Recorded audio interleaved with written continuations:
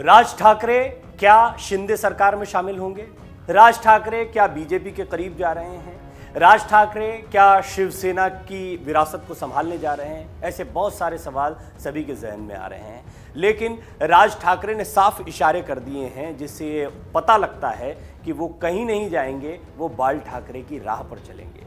अब जाने के ऑप्शंस पर अगर बात की जाए तो राज ठाकरे के पास कई ऑप्शंस खुले हुए हैं। अंदर खाने कयास ये भी लगाए जा रहे हैं कि शिंदे सरकार चाहती है, बेशक उनके पास एक विधायक है, लेकिन वो विधायक भी सरकार में शामिल हो सकता है उन्हें कोई पद भी दे दिया जाए। लेकिन राज ठाकरे का जो एटीट्यूड अभी तक रहा है उसमें वो कभी भी इस तरीके से कोई पद या फिर अपने विधायक के लिए मंत्री पद स्वीकार नहीं करेंगे। दूसरी महत्वपूर्ण बात यह है कि राज ठाकरे बाल ठाकरे की विरासत को संभालना चाहते हैं, वो अभी सत्ता में आने की जल्दबाजी नहीं करना चाहते हैं। दरअसल सत्ता में आने की जल्दबाजी उद्धव ठाकरे को महंगी पड़ी। उद्धव ठाकरे भूल गए कौन दोस्त हैं कौन दुश्मन हैं। निश्चित तौर पर बीजेपी के साथ खट्टे मीठे रिश्ते राज ठाकरे के भी रहे हैं। वो कभी बीजेपी का विरोध करते दिखे तो कभी बीजेपी के साथ दिखे, लेकिन हाल के दौर की बात करें तो बीजेपी ने महाराष्ट्र में एक मजबूत पकड़ बना ली है। सबसे महत्वपूर्ण बात यह कि देवेंद्र फडणवीस, नितिन गडकरी, इन सभी ने एक्टिवली बहुत काम बीजेपी के लिए महाराष्ट्र में किया और जिसकी वजह से महाराष्ट्र के सियासी संकट में बीजेपी को कहीं ना कहीं जीत मिली। एकनाथ शिंदे बेशक बागी गुट के हैं, लेकिन देवेंद्र फडणवीस उप मुख्यमंत्री के तौर पर, एकनाथ शिंदे मुख्यमंत्री के तौर पर ये सरकार बीजेपी की दिखाई पड़ती है। राज ठाकरे इस वक्त बीजेपी के साथ इसलिए भी हैं क्योंकि हिंदुत्व का जो मुद्दा बाल ठाकरे उठाया करते थे वो मुद्दा अब पूरी तरह से बीजेपी के पास में है। उत्तर प्रदेश के चुनाव में ऐतिहासिक जीत के बाद 2022 का जो विधानसभा चुनाव हुआ उसमें योगी आदित्यनाथ की वापसी, ये साफ संकेत है कि हिंदुत्व का मुद्दा बीजेपी के लिए अब भी काम कर रहा है। ऐसे में हिंदुत्व के मुद्दे पर या मोर्चे पर बीजेपी ने अपनी मजबूत पकड़ बनाई है और यही पकड़ बाला साहेब ठाकरे की एक समय में महाराष्ट्र में हुआ करती थी। यही उनका मुद्दा था। ये पकड़ पूरी तरह से ढीली हो गई जब उद्धव ठाकरे ने महाअघाड़ी गठबंधन में जाने का फैसला किया और महाअघाड़ी गठबंधन में जाते ही हिंदुत्व का मुद्दा पूरी तरह से उनके हाथ से चला गया, क्योंकि बाला साहब ठाकरे खुद कहा करते थे कुछ भी हो जाएगा, मैं शिवसेना को कांग्रेस नहीं बनने दूंगा, अगर ऐसा हुआ तो मैं शिवसेना को भंग ही कर दूंगा। इतनी बड़ी बात तक वो कहा करते थे। उनके यही वीडियोज, यही सारे बयान अब वायरल किए जा रहे हैं और ये बताने की कोशिश की जा रही है कि उद्धव ठाकरे ने ठीक वही किया जो बाला साहब ठाकरे नहीं चाहते थे। अब राज ठाकरे के पास मौका है कि वो करें जो बाला साहब ठाकरे चाहते थे और राज ठाकरे उसी दिशा में काम कर रहे हैं। आपने देखा लाउड स्पीकर विवाद में राज ठाकरे कितने मुखर थे। राज ठाकरे के बयान एक के बाद एक आते रहे और उनके द्वारा शुरू किए गए एक विवाद को ऐसी हवा मिली कि क्या उत्तर प्रदेश और क्या देश के दूसरे हिस्से, वहां पर भी लाउड स्पीकर को लेकर नीतियां बनने लगी। यानी राज ठाकरे का एक इम्पैक्ट आया एक मुद्दे को उठाने का। यह हनुमान चालीसा का विवाद जो बाद में नवनीत राणा उनके पति रवि राणा के साथ में जुड़ा, ये वो विवाद था या ये वो बात थी जिसकी शुरुआत भी राज ठाकरे ने की थी। ये मुद्दे बाला साहब ठाकरे जमकर उठाया करते थे। आपको याद होगा अयोध्या आने से राज ठाकरे को रोकने की बड़ी वजह ये रही कि उन्होंने उत्तर भारतीयों का जमकर विरोध किया था।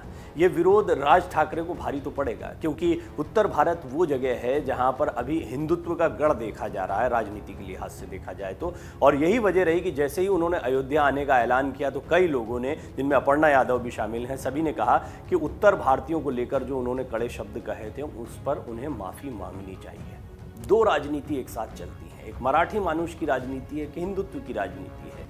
महाराष्ट्र की राजनीति में मराठी मानुष की राजनीति काम कर जाती है। महाराष्ट्र नवनिर्माण सेना के लिए मुंबई में जो स्थानीय निकाय चुनाव में सफलता मिली या एक ब्रांड बनाने में तो कम से कम महाराष्ट्र नवनिर्माण सेना को राज ठाकरे कामयाब हुए ही हैं और ये कामयाबी तब मिली जब मराठी मानुष का मुद्दा उन्होंने उठाया। लेकिन हिंदुत्व का मुद्दा ज़्यादा व्यापक है। बहरहाल अभी राज ठाकरे का फोकस है महाराष्ट्र की राजनीति। बाल ठाकरे पूरे देश में लोकप्रिय थे, कहीं पर भी देश में चले जाइए उनके नाम से सब परिचित हैं, लेकिन उनकी राजनीति का दायरा क्या था? महाराष्ट्र। उनका फोकस क्या था? महाराष्ट्र। उनकी राजनीति मराठी मानुष से शुरू हुई, महाराष्ट्र के इर्द गिर्द घूमती थी, महाराष्ट्र के मुद्दे वो उठाया करते थे। उस समय उन्होंने दक्षिण भारतीयों के खिलाफ यही बात कही थी जो उत्तर भारतीयों के खिलाफ राज ठाकरे ने कही, और राज ठाकरे ने बहुत मुखर तौर पर जब महाराष्ट्र नवनिर्माण सेना को मजबूत करने की कोशिश कर रहे थे इस मुद्दे को जमकर उठाया, और ये मुद्दा महाराष्ट्र में हाथों हाथ लिया भी गया। आप अभी जाएंगे मुंबई में, महाराष्ट्र में कई जगहों पर आप देखेंगे कि साइन बोर्ड्स जो हैं वो मराठी में लगते हैं। ये मुद्दा भी राज ठाकरे ने सबसे पहले उठाया था।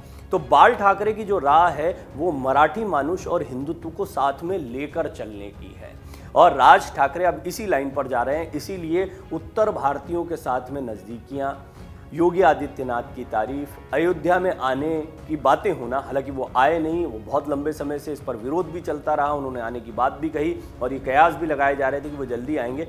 बहुत मुमकिन है आपको आने वाले दिनों में ये नज़दीकियाँ और ज़्यादा देखने को मिलेंगी। राज ठाकरे के पास एक बड़ा मौका, एक बड़ा वैक्यूम क्रिएट हो गया है उद्धव ठाकरे की हार के बाद। ये उद्धव ठाकरे की हार है, ये कहना गलत नहीं होगा। उद्धव ठाकरे शिवसेना को आगे बढ़ाने में या संभाल पाने में नाकाम साबित हुए, ये सभी लोग कह रहे हैं। शिवसेना के बहुत पुराने जो नेता हैं वो भी कह रहे हैं। एकनाथ शिंदे उनका दायां हाथ कभी कहे जाते थे। वो ठाणे के बाल ठाकरे आनंद दिघे के शागिर्द रहे, और ये बाल ठाकरे की परंपरा से जुड़े हुए लोग हैं, उनके अंदाज में काम करने वाले लोग हैं। लेकिन इनके पास अभी वो चेहरा नहीं है जो राज ठाकरे के पास है। बाल ठाकरे की असली विरासत है वो चेहरा, और वो चेहरा दो लोगों के पास था, या तो उद्धव ठाकरे के पास था या राज ठाकरे के पास था। हालांकि अब दूसरी पीढ़ी भी आ रही है, आप देख रहे हैं राज ठाकरे और उद्धव ठाकरे दोनों के बेटे जो हैं वो भी राजनीति के लिए तैयार हो रहे हैं। आदित्य ठाकरे तो बाकायदा मंत्री भी बन गए हैं, हालांकि बहुत यंग एज में उनको मौका मिला। इस बात को लेकर भी कई लोगों ने सवाल खड़े किए। अब बड़ी बात ये, बाला साहब ठाकरे के अंदाज में राजनीति। बाला साहब ठाकरे का एक ही अंदाज था, आप किंग नहीं किंग मेकर बने। किंग मेकर बनने के लिए बहुत ज़रूरी है आप किसी सरकार में शामिल ना हो, लेकिन सरकार को बनाने बिगाड़ने का खेल आप अच्छी तरह से जानते हो। आपकी ताकत किसी भी सरकार में इतनी चलती हो कि कोई भी आपसे पंगा ना ले पाए, और बाला साहब ठाकरे इन शब्दों का इस्तेमाल भी किया करते थे। बाला साहब ठाकरे ने स्पष्ट तौर पर कई मंचों पर यह कहा है कि ताकत जो है वो शिवसेना के लिए बनी हुई है, और यही आप देख रहे हैं संजय राउत के जो बयान आ रहे हैं, ऐसा नहीं कि वो पहली बार कह रहे हैं। ये बाला साहब ठाकरे की भाषा है जिसका कई बार इस्तेमाल किया जाता है। आने वाले दिनों में राज ठाकरे में आपको वही तेवर देखने को मिलेंगे। महाराष्ट्र की राजनीति में वो एक बार फिर एक्टिव होंगे, वो सरकार में शामिल नहीं होंगे। साथ ही साथ वो सरकार को सपोर्ट करने की स्थिति में ज़रूर खुद को लाना चाहेंगे। अब देखना ये होगा कि किस तरह के समीकरण बनते हैं। बीजेपी के साथ ऑलरेडी एक बागी गुट जुट चुका है, और बीजेपी अपनी ताकत को बढ़ाने के लिए एक किसी न किसी स्थानीय नेता को या दल को और मजबूत करेगी। क्या वो राज ठाकरे होंगे, और क्या राज ठाकरे पर इतना बड़ा दांव बीजेपी खेलेगी, ये भी एक बड़ा सवाल है। डाउनलोड करें अमर उजाला ऐप और पाएं खबरें लगातार। अगर आप ये वीडियो YouTube पर देख रहे हैं तो हमारे चैनल को सब्सक्राइब करें और बेल आइकन को दबाना ना भूलें। अगर आप Facebook पर ये वीडियो देख रहे हैं तो हमारे पेज को लाइक करें।